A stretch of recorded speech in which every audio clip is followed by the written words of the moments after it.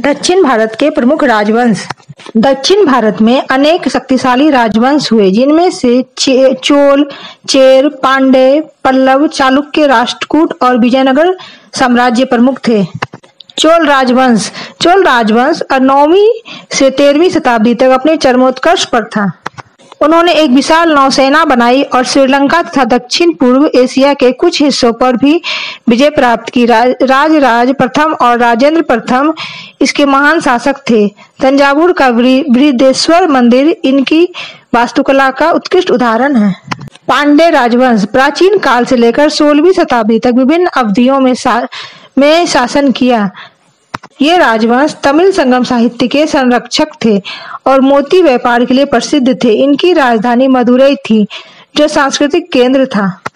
Chair राजवंश प्राचीन काल से लेकर मध्य काल तक था। ये केरल क्षेत्र में शासन करते थे और रोमन साम्राज्य के साथ व्यापार के लिए जाने जाते थे।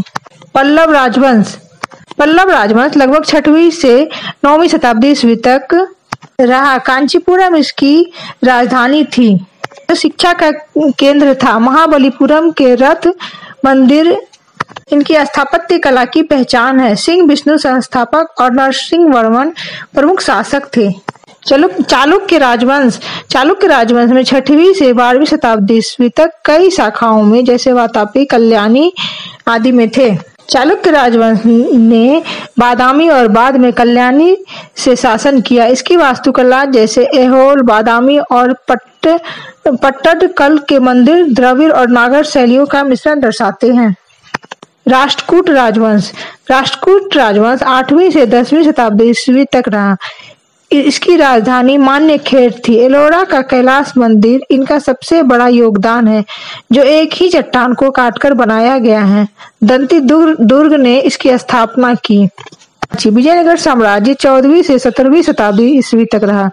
हरिहर और बुक्का द्वारा स्थापित यह साम्राज्य उत्तर के मुस्लिम आक्रमणों के विरुद्ध हिंदू संस्कृति का संरक्षक बना। कृष्णदेव राय इसके सबसे महान शासक थे।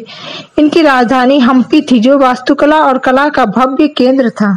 ये राजवंश अपने अपने समय में कला, साहित्य, स्थापत्य और नौसेना शक्ति के विकास में अद्वितीय योगदान के लिए जाने जाते हैं।